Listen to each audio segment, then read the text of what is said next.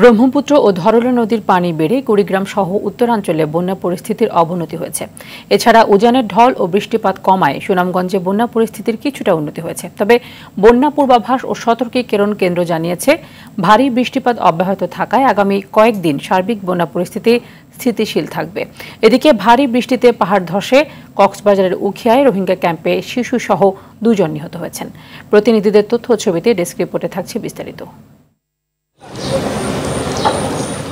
ভারী বৃষ্টি ও উজান থেকে নেমে আসা ঢলে সিরাজগঞ্জ, গাইবান্ধা ও কুড়িগ্রামের বেশিরভাগ নদ নদীর পানি বেড়েছে। কুড়িগ্রাম পানি উন্নয়ন বোর্ড জানিয়েছে, জেলায় ধরলা নদী ও ব্রহ্মপুত্র নদের পানি বিপদসীমার উপর দিয়ে প্রবাহিত হচ্ছে। এতে পরিস্থিতি আরও অবনতির শঙ্কা জানিয়েছে বন্যা পূর্বাভাস ও সতর্কীকরণ কেন্দ্র।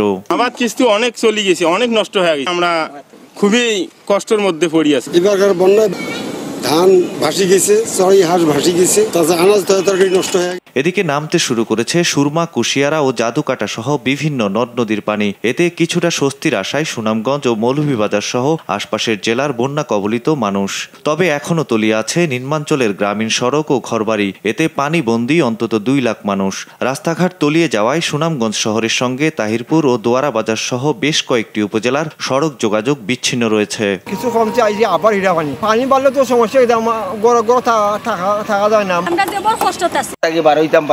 বন্যার কারণে মানুষ ত্যক্ত বিরক্ত হয়ে গেছে। কত যে কষ্ট গড় সাফ করা, কি বলবো, বলার কোনো ভাষা নাই। ক্ষতি হইতেছে, আমরা কোনো সাহায্য পাইতেছি না। আমরা শোনা আছে। এদিকে ভারী বৃষ্টিতে পাহাড় ধসে কক্সবাজারের উখিয়া রোহিঙ্গা ক্যাম্পে মোহাম্মদ সিফাত ও আনোয়ার নামে 2 জন নিহত হয়েছে। এছাড়া সকাল থেকে খাগড়াছড়ি সাজেক সড়কে যান চলাচল বন্ধ থাকায় দুর্ভোগে পড়েছে বিপুল সংখ্যক পর্যটক। তবে বৃষ্টিপাত কমে আসলে রাস্তা স্বাভাবিক হবার কথা জানিয়েছেন বাঘাইছড়ি উপজেলা নির্বাহী কর্মকর্তা শিরিন আক্তার। সৈয়দ মাহমুদ, RTV।